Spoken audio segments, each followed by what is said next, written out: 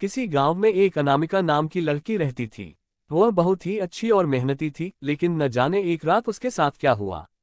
यह बात आज तक किसी को पता नहीं चल पाए। जो अनामिका सबकी मदद करती थी और खुश रहती थी तथा दूसरे व्यक्तियों की मदद करने के लिए हमेशा तैयार रहती थी, अब वह चुपचाप एक ही कमरे में रहने लगी थी। जबकि उसकी आयु 10 वर्ष की ही थी।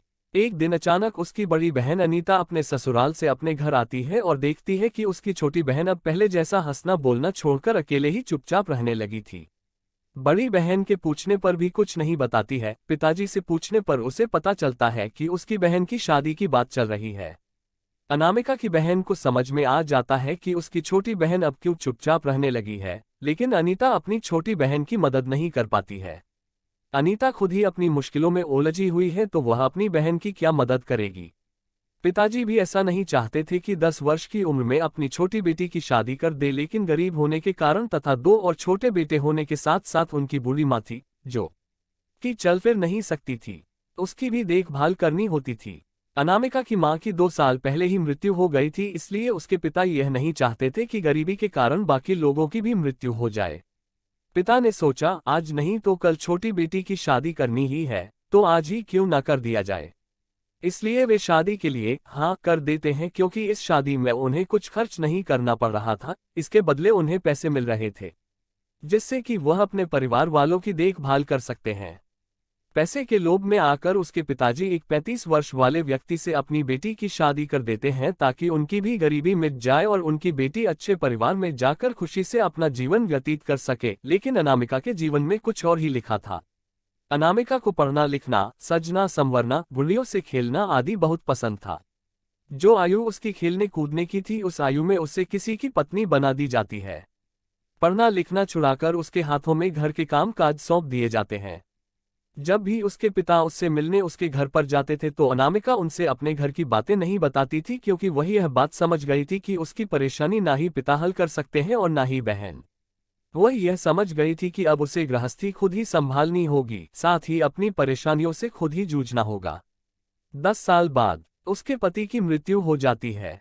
अनामिका अब और भी अकेली हो गई थी। परिवार वाले अब पहले से भी ज्यादा बुरा व्यवहार करते थे।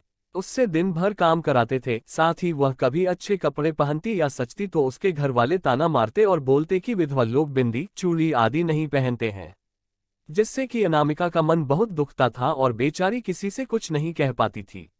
उसकी जीवन पहले से भी बदतर हो गई थी। जिस आयु में उसकी शादी हुई थी, उसे समझ ही नहीं था कि पति का मतलब क्या होता है, और जब पति का मतलब जानने लगी थी तो उसके घर वाले उसके जीवन से इन सब चीजों का महत्व खत्म करना चाह रहे थे। जो युवावस्था उसके रंगीन सपनों का था, अब उसे रंगीन सपने भी देखना मना हो गया था। हमारा समाज इन सब बातों को नीची नजर से देखता है। लोग इसे कलंक मानते हैं और बोलते हैं ये सब विधवा पर शोभा नहीं देता है। अनामिका के पति बहुत ही अच्छे इंसान थे। वह अपना समय निकालकर रात में अनामिका को रोज पढ़ाते थे, सही गलत के बारे में समझाते थे। वह यह समझ सकते थे कि अनामिका आयु में उनसे काफी छोटी थी, लेकिन उनकी मां के कहने पर जबरदस्ती शादी करा दी गई थी। अनामिका को समाज वालों की पुरानी बातें पसंद नहीं थी। वह खुद के पैरों पर खड़ा होना चाहती थी। 22 वर्ष की आयु में वह पढ़ाई कर एक ऑफिसर के पद पर पहुंच गई। उसे अपने परिवार वालों से कई तरह के मुश्किलों का सामना करना पड़ा, लेकिन उसने हिम्मत नहीं हारी और अपने लक्ष्य के प्रति आगे बढ़ती गई। एक दिन उसे उसकी मंजिल मिल गई। आज वह अपने पिताजी तथा अपने बड़ी बहन की मदद कर रही है, साथ ही उसने अपनी बहन को उसके परेशानियों से मुक्त कराया। एक दिन जब अनामिका अपनी बड़ी बहन के घर आती है, तो बातों ही बातों में अनिता ने पूछा, तुम्हें कैसे पता चला कि मैं परेशानी में हूँ।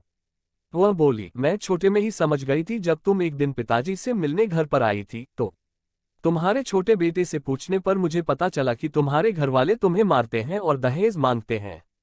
मैंने तुम्हारे हाथों पर मार का निशान देख लिए थे, जिसे तुम हम सबसे छुपा रही थी।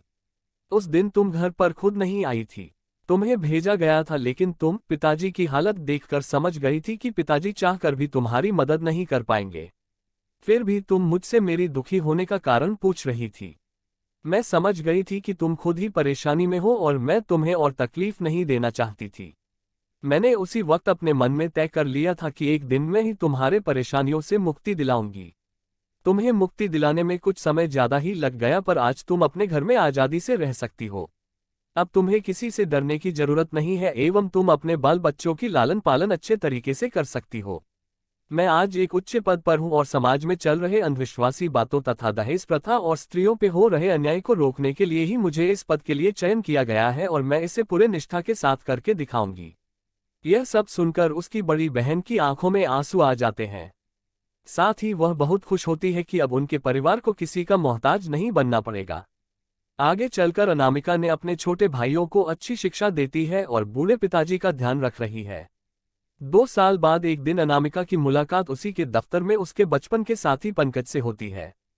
पंकज अनामिका को बचपन से ही प्यार करता था। खेल खेल में अनामिका और पंकज पति पत्नी बना किया करते थे।